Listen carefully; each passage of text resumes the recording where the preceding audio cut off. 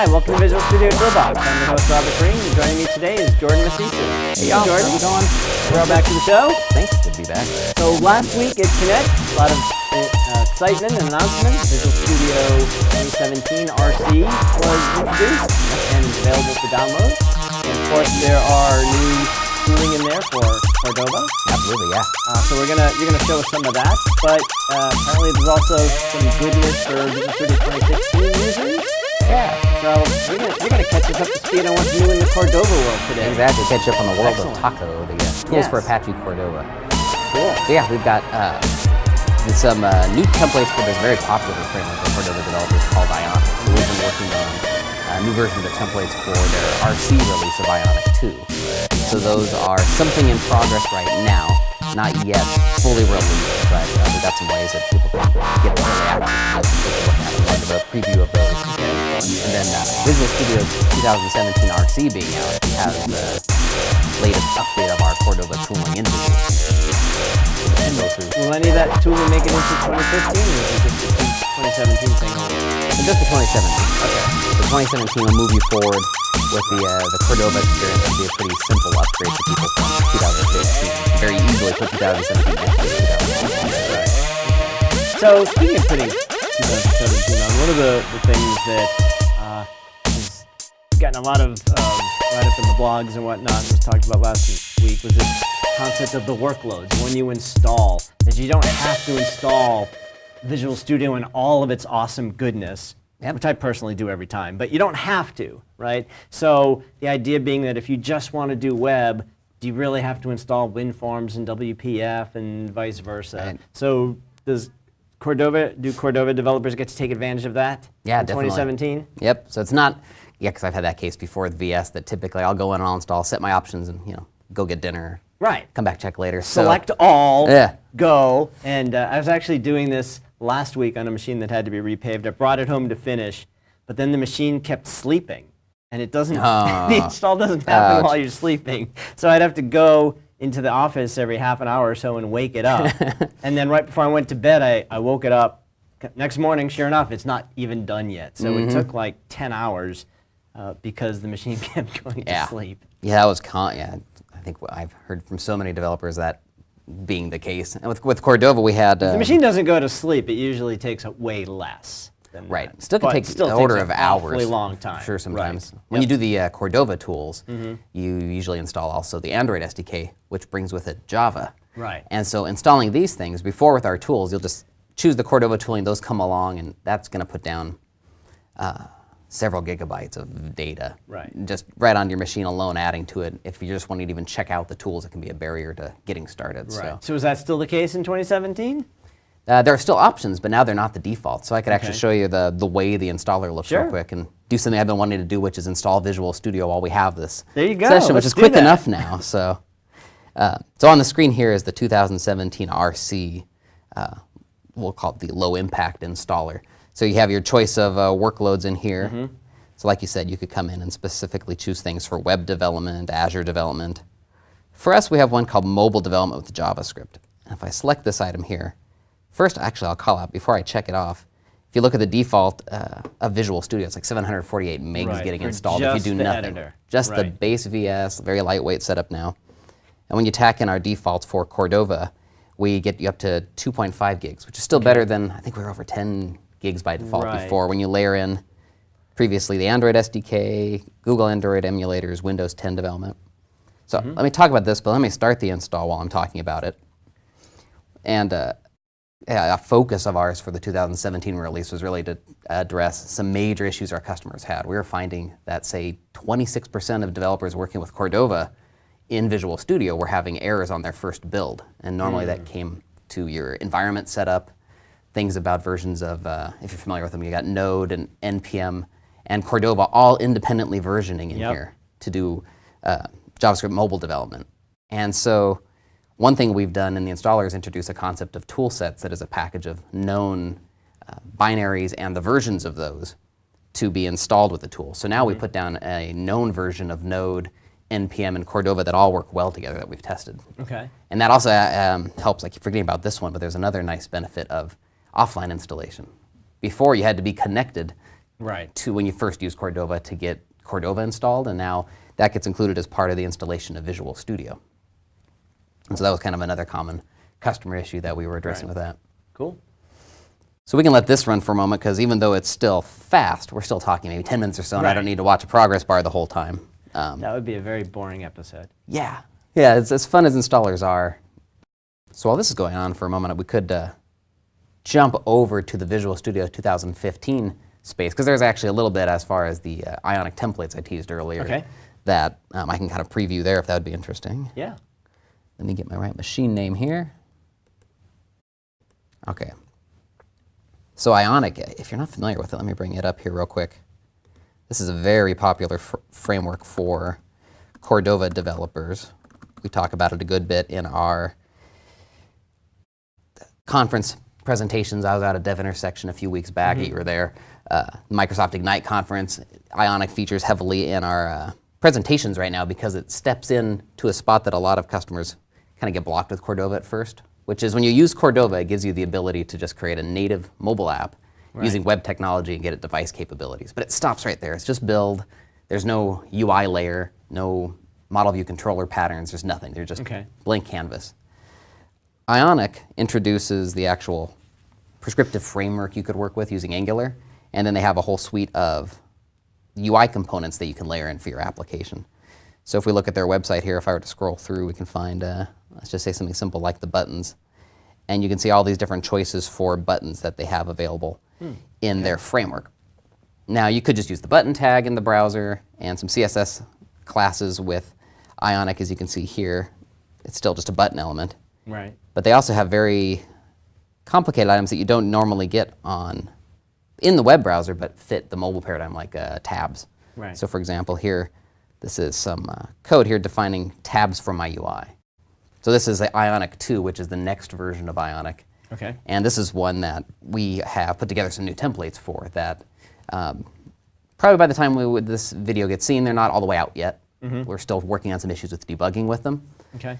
But if anybody goes out to, I'll have a URL of aka.ms/vstaco-insiders, you can sign up to be in this kind of early access group, and I'm sharing out some updates to that crowd as I'm putting these templates together. But they're going to be available at some point to give you a good jumping off point for working with Ionic. All right, cool. So for example, if we look real quick here, if I did file new project after installing these templates, we have TypeScript templates for Cordova that use the Ionic 2 RC side menu, tabs, and blank. And these are the standard templates Ionic already ships. Okay.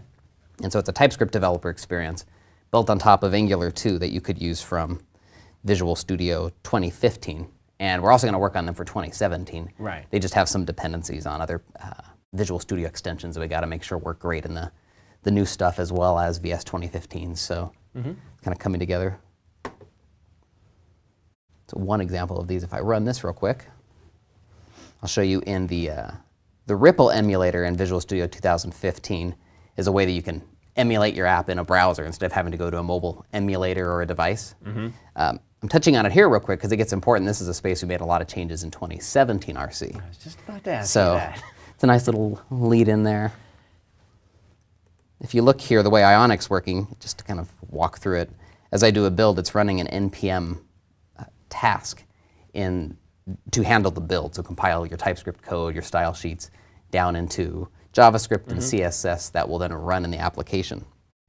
This is all Ionic's work. We haven't done any Microsoft-specific version of Ionic or Cordova. It's all just their open source product running. And you said that it's based on Angular? Yeah, if we were to look... Angular 2? Exactly. Is Ionic 2 based on Angular 2? Exactly. If we were to look at, say, the main component of the application, this is an Angular 2.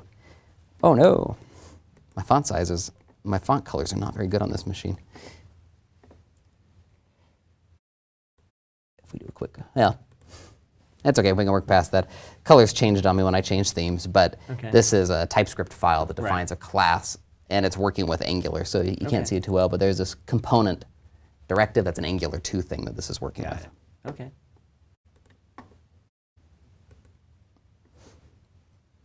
And so the structure of the app, you do all of your work in this SRC folder. Those are all of your TypeScript files, the SAS, so SCSS files that compile down to CSS.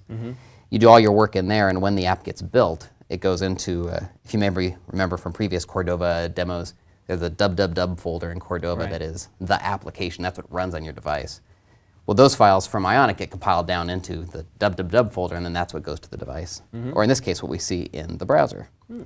So here's the Ripple environment running. And in here, I could do some very simple device simulation in Ripple, doing such things as changing the skin of the device I'm working with to play with form factors. I can work with an accelerometer if my app uses that. And in this mainframe here, you can see a replica of the Ionic application running there. So it's just a very simple side menu template they have. Yep. So real quick, touching on that, let's go back and check on our install. See where we're at right now. Getting close. Almost there. Okay. So the Ionic templates are kind of excited pulling together because those, like I said, kind of get a really common pain point, we like to say, for devs of where do I go from here when I got just this blank screen with Cordova. So the UI components having things like the tabs, they have a plugin model called Ionic Native that wraps Cordova plugins to give you nice TypeScript IntelliSense when you work with plugins versus today if you just use a plugin for Cordova, it'll be set up for JavaScript but not TypeScript. So they've done some nice things to bring together, not just giving you UI components but making it nice with TypeScript and kind of comfortable to work with. And then to make it work well with Visual Studio, do we do that work? Does Ionic do that work? Yeah, so we do the work on the Visual Studio side to pull things together. We tag teams, like I meet with the Ionic developers regularly to talk about issues we run into, try and, if we can't fix it on our end, we'll talk to them about a bug and kind of work it out if there's something that can be changed in their build steps to work nicer. Okay. But we own the Visual Studio side of it, or Visual Studio Code side. Right. And they just kind of do what they do best and build out their framework, build out their command line tool that we build around. Okay. So you mentioned Visual Studio Code, which doesn't necessarily have the concept of project templates. So how do you take advantage of that type of stuff in Visual Studio Code? Yeah. The Ionic stuff. Yeah, on the code side of things, VS Code really gets optimized around the tasks you do many times throughout a day. So along those lines in VS Code, we don't do templates because that's just getting started. You use the CLI for that. But you have command palette actions to do things like quickly bring up and do an Ionic build, get some IntelliSense for Ionic. Ionic 1 right now, we're still working on our Ionic 2 support.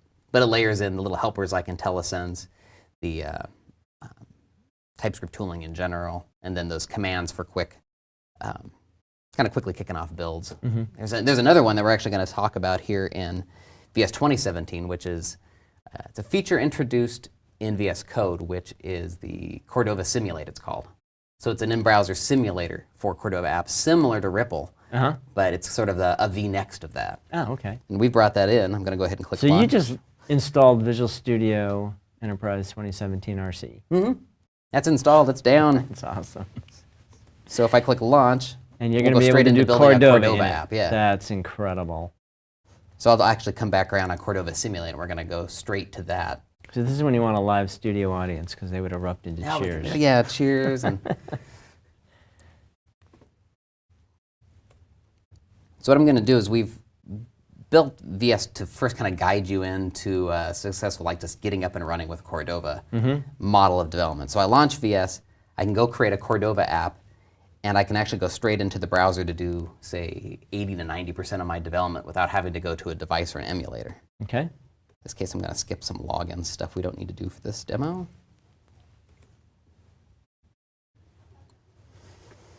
Along with the installation, since you'll notice we didn't put down Java or the Android SDK, you might wonder how we handle Android development without those. Well, VS has something we call in-product acquisition. So if you later want to go in and add in Android, we actually prompt you in the product to install the Android tools when you need them. Okay. Pops you back out to the installer. You can choose those options and add them into VS and then go forward. Got it. So sort of an additive thing as you go along instead of forcing you to have it all right away. Right.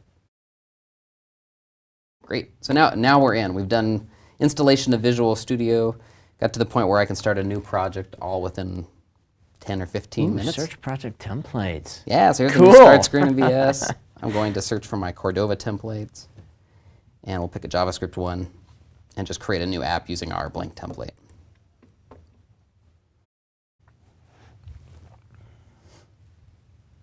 So far, there's a pretty good bit of savings on the speed of getting up and running here. Yeah, there's less to load, less to set up when you start, less to load. We've also made startup faster by not necessarily loading absolutely everything you could ever possibly need the first time you launch Visual Studio, right?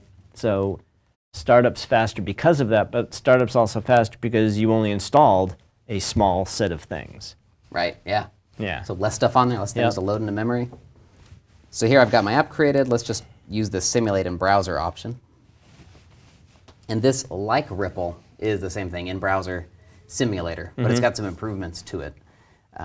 Otherwise, why would we create it, right? Sure. One of those is a much more improved plugin simulation model. So what I mean by that is in Ripple, you can simulate some custom plugins like geolocation, the accelerometer. If you're working with those in the device, you can simulate them in Ripple. But if you wanted to go to a contact list or the camera, some other plugins, they didn't have any way to simulate them. So we've got a support by default for some of those plugins I just mentioned, as well as a list of others that we can put widgets in the UI, let you simulate actions with those and work on your app in the browser without having to get off to the device like you did before. Yep. But it also has a plugin model where you could actually, as a plugin author, create your own custom UIs for Cordova Simulate for your plugin and expand it out to others that we don't already support by default. So here we have our app just launched in Chrome, and you'll see right away there's no extra like bars around the sides. If I'll try and do a two-screen thing here. If I move this over and you look in Visual Studio, all these controls are now in this Cordova Simulate pane. So let's get our console out of the way in debugging settings. And now you have some of the same stuff you had before. You could simulate your geolocation, some device details such as the form factor. And for example, I could play around with some events on the device and see what happens if you put a hardware search button and you clicked it. But let's add one plugin in here that might also be interesting for people who haven't used Cordova yet. You can kind of see this key piece of Cordova. We'll add the ability to use the camera here. So if you recall, Cordova uses plugins to get at native device features. So these are simply JavaScript APIs where somebody has done the work for you building the native platform version of the backend code. They've built the code needed with Java on Android, Swift on iOS, C# on Windows. So you can just use one JavaScript API to get at the features, but not have to worry about all the native stuff. So I'm going to add the camera plugin to our app, and then we can, while it does that, I can actually start coding against it. And so then once it's installed, we'll just run the app and see what happens. So in this blank template, I'm just going to come in and we're going to simply add very fancy UI for taking a picture.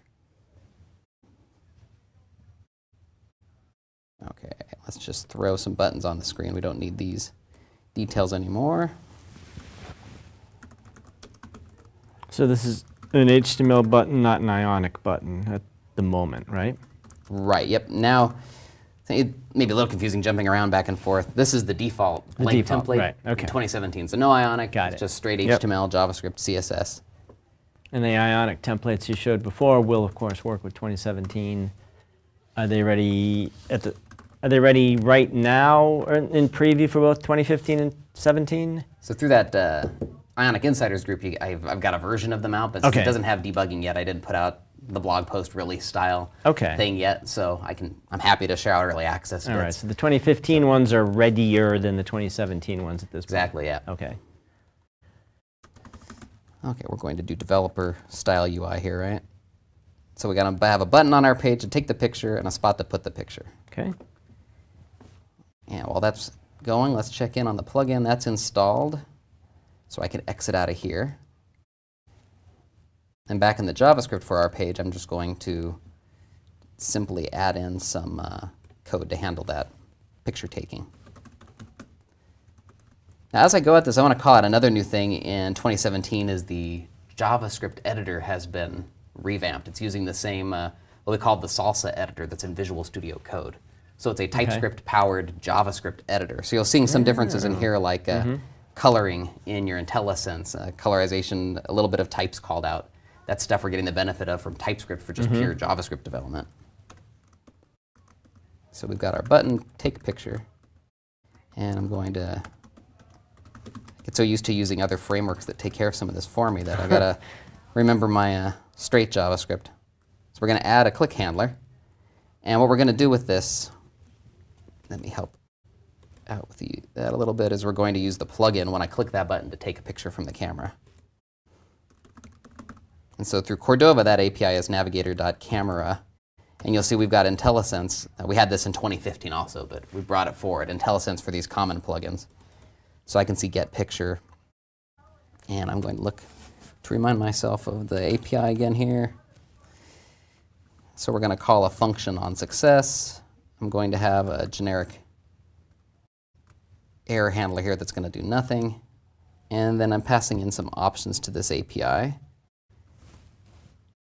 And as I type this in, you'll see IntelliSense giving me the help for these options. Mm-hmm. So this tells me for this camera API, I can say something, in this case, I thought it was destination something. Now I can see it's destination type. And for the destination type, I can come in and say that I'm going to target what's called a data URL. So with the camera API, this gives me a URL I can just load into an image element instead of needing to handle the file myself and put it somewhere. Okay. Just gives me actually not even having to worry about a file, this gives you a base64 string you can just show right in the UI, so no file was written to disk. I like using that for demos because it's just kind of simple. And with that, let's add a function that handles our success.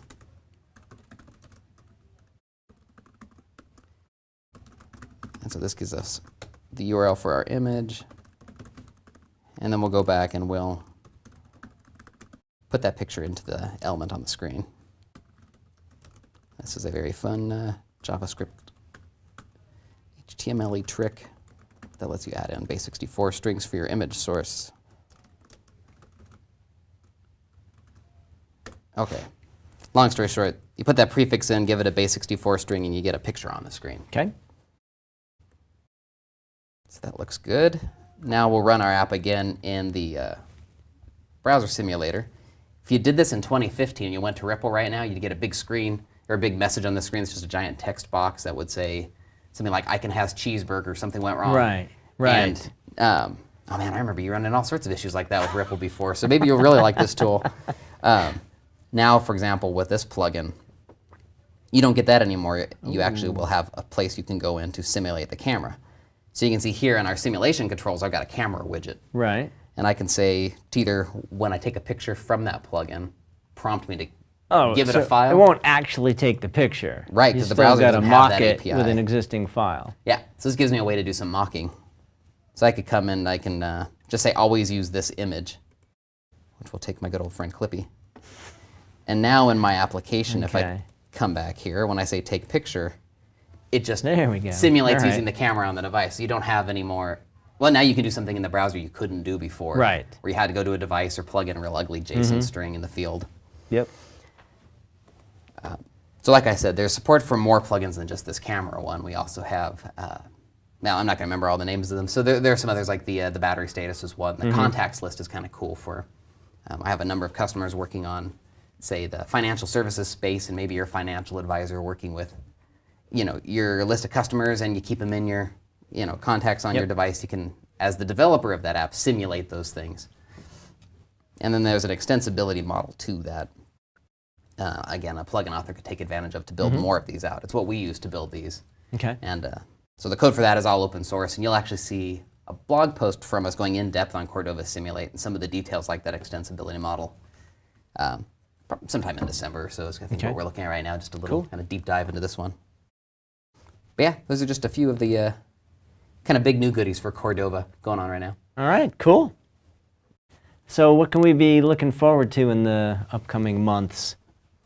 Ionic 2 is going to be a big spot for me, like I was saying. So getting the templates to, along with Ionic 2, moving past RC to their own RTM in our Microsoft versioning, their own RTM release will want to follow suit. First, we're going to try and just get those RC templates out. Right.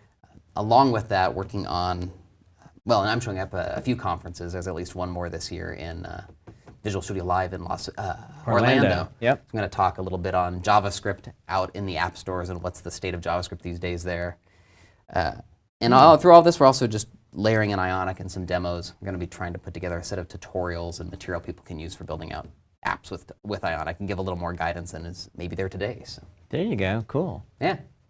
That's something that I want to focus on, maybe on this show, maybe we do it over on MVA, but basically, you know, getting started with various frameworks or even getting started with JavaScript entirely, right? Yeah. Like, you know, I've traditionally been more of a desktop client guy, and I've played around with the mobile stuff, and, you know, I've created a few MVC projects, but I'm not really much of a web guy, and I don't know that much JavaScript, to be honest with you.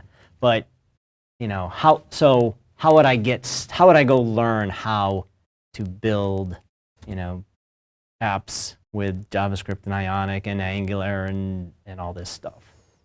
Yeah, that's a good question. That is a good question. That's like, I think I was telling you a little while ago, too, of some fun article around getting started with JavaScript in what year is it now? 2016 still, right? Yeah. In 2016, and the number of technologies you'll hear out there, and it can be a bit overwhelming. Right. I like the angle of starting from, so in this case, we want to build a mobile app and maybe hear of Ionic, start with their tutorials and their documentation. If you look at Ionic 2, for example, it's going to start unraveling a few more things for you to start learning about. So you'll but to start with Ionic 2, there's some prerequisites there, right? I need to know some basic stuff, like probably TypeScript and JavaScript and stuff like that. Right. Yeah, so. Yeah, so those will guide you through getting started on like Ionic itself and Angular 2. They don't assume too much right away on that very simple level, but you find so many things that you're like, how did this work? Where did that come from along the way that might help guide a little bit of exploration? But definitely a trend around with Angular 2 and Ionic 2 is a trend there is TypeScript becoming something you're seeing in more places, especially what we're looking at with Cordova, and that is a whole thing itself to learn on top of JavaScript. Yeah. Yep. So, yeah. I think that'd be an interesting one, an MBA course kind of covering some of those things. That would be. We'll see if we can do something like that. Yeah. All right. Cool. Well, hope you enjoyed this, and download Visual Studio 2017 RC. You saw how quickly it is to install. Play around with it. Let us know what you think, and we'll see you next time on Visual Studio Toolbox. Thanks, everybody.